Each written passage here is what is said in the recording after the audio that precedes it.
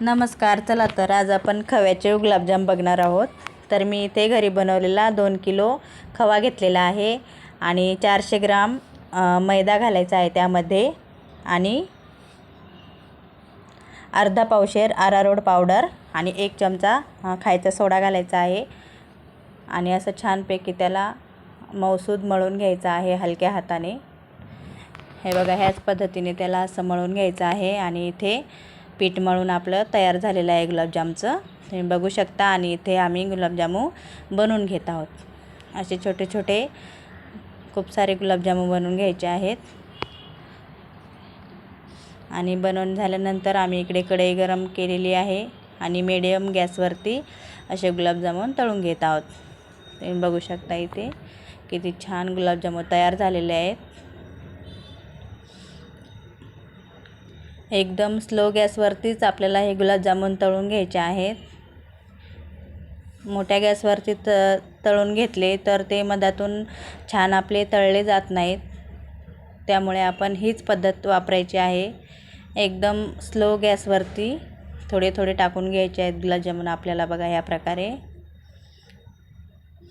हे बघा, तर इथे माझ्या घरी कार्यक्रम होता, त्यामुळे मी बाहेर ऑर्डर न देता घरीच 50 लोकांचे गुलाबजामुन बनवून घेत आहे.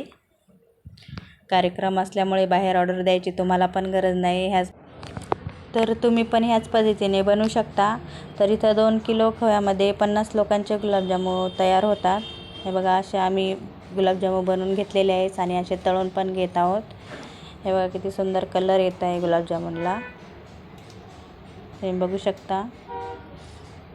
आणि हे मी दुसऱ्या बॅचमध्ये पण तळून घेणार आहे, कारण गुलाबजामुन जास्त असल्यामुळे तळायला खूप वेळ लागत आहे आणि मीडियम गॅसवरच तळायचे आहे. हे मी परत एकदा सांगणार आहे तुम्हाला.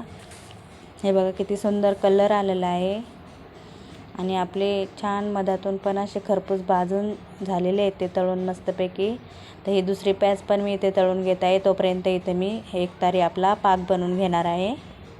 हे बघा, इथे आपला पाक रेडी झालेला आहे आणि त्यामध्ये मी विलायची पावडर करून घेतलेली आहे मिक्सरच्या भांड्यामध्ये आणि ती घालून छान मिक्स करून घ्यायचं आहे पाकाला. हे बघा, अशा प्रकारे पाक बनवून झालेला आहे आणि विलायची पावडर पण घालून झालेली आहे. तर तळलेले गुलाबजामुन त्यामध्ये घालून घ्यायचे आहे. तुम्ही पण याच प्रकारे नक्की बनवून बघा. आवडल्यास लाईक, शेअर आणि सबस्क्राईब करा. धन्यवाद.